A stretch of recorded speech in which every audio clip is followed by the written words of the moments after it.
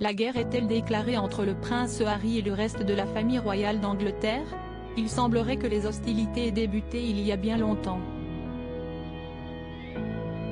Dans son livre Spare, qui sortira le 10 janvier 2023 mais a déjà fuité par erreur en Espagne, le duc de Sussex explique effectivement que son épouse, Meghan Markle, a tout simplement été bannie du château de Balmoral le soir de la mort de la reine Elisabeth II.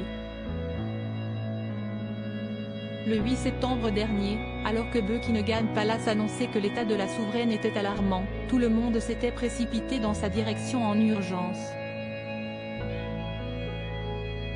Tout le monde. Ou presque.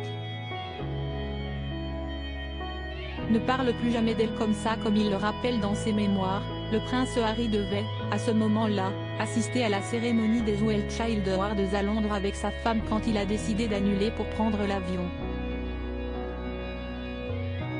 Si est-il tout seul qu'il est monté dans l'appareil, sur les coups de 16h39, sans Meghan Markle.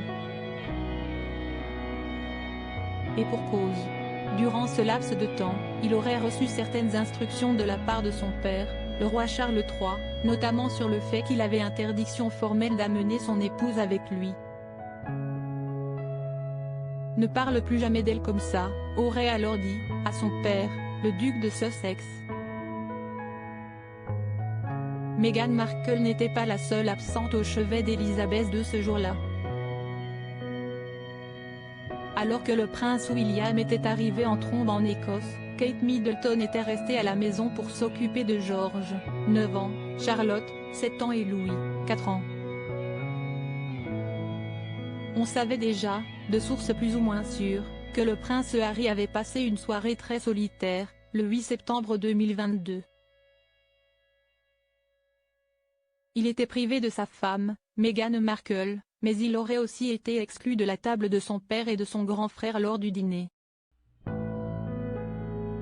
Pendant longtemps, les membres de la famille royale ont eu peur de s'exprimer face à lui, craignant que leurs propos ne soient rapportés, voire déformés, dans les mémoires d'Harry. Une peur, donc, qui n'était pas si infondée que ça,